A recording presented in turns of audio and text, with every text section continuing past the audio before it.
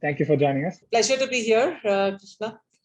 COVID especially it has been a transforming time for the entire healthcare sector, and again it has put companies like you in spotlight.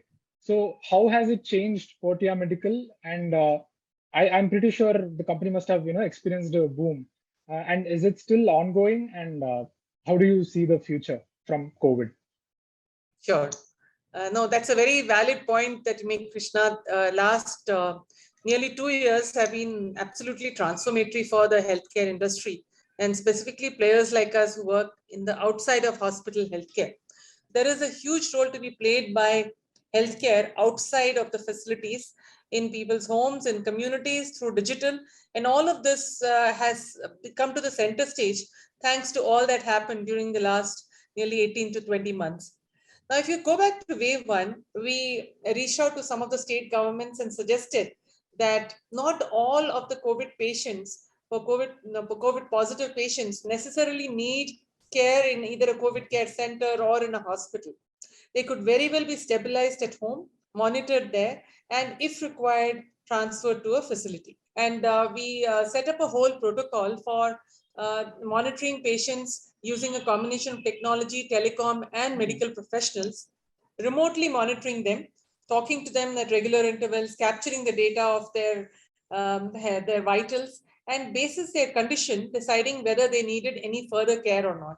So in this process, about 4 lakh patients were managed by us, monitored and managed by us over the first wave across 6 different state governments. And the demand was not just from patients, but doctors and hospitals, pharma companies, all and insurance companies said, can we take more treatment into the homes? Because clearly it's difficult for patients to come into the hospitals. So we saw that there was a lot more of demand for elder care, for continuous monitoring of senior citizens.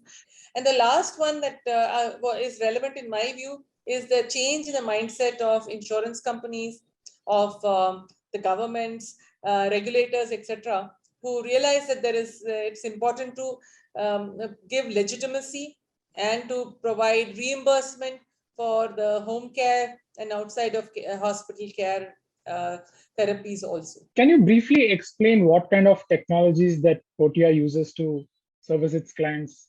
We have ensured that there is a very strong technology layer that is put in place, making sure that our patients can reach out to us easily. We can assign our clinicians to them. Our clinicians have an app through which they know where they have to go, which patient to attend, and all the data and all the activities that they have to do around the patients are all built around that. So any patient that gets onboarded and who we believe needs long-term treatment, which is 80% plus of our patients, we open a treatment plan for them and we keep tracking. And that in that we put down protocols. How often do we need to speak to them? What data should be collected? If some of their medical vitals are off, what action should be taken? So that whole protocol for each type of patient is made available.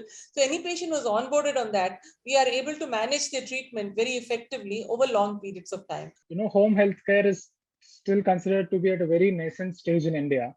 And among all of your segments, where do you think the most demand will come from in the future? There are 2-3 areas where I see significant growth. Okay, one is in managing patients with chronic diseases, and this cuts across both elders who are, like I said, who need long-term care, as well as it could be even middle-aged people who need care for their chronic diseases over long periods of time. The second area which is seeing a lot of growth is, as I mentioned earlier, bringing a lot of hospital-like services into the home, which is more complex diseases are being managed at home.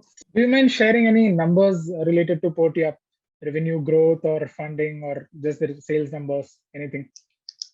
I would say that about 20 to 25% growth per annum is in revenues is what we are seeing right now for this year. And the next year, given that we will start on a much more stronger wicket with big tailwinds that we are seeing. The next year, FY23, we see 30 to 45% growth rates in our own business.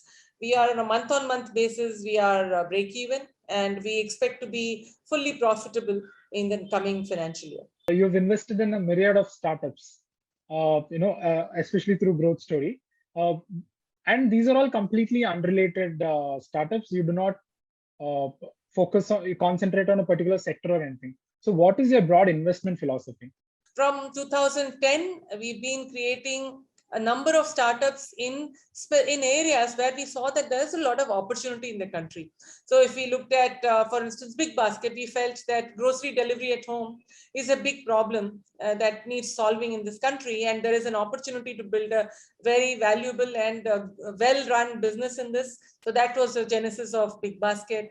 Then, of course, Portia looking at the healthcare opportunity in India, and HomeLane, which is into household interiors. Basically, what we saw is that where are the big problems in this country?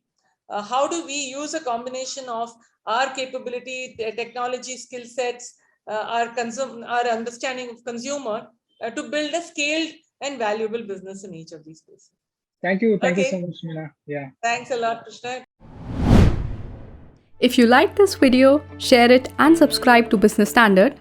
For more news, views and insights, log on to www.business-standard.com. Do also follow us on YouTube, Twitter, Facebook, Instagram, Telegram and LinkedIn.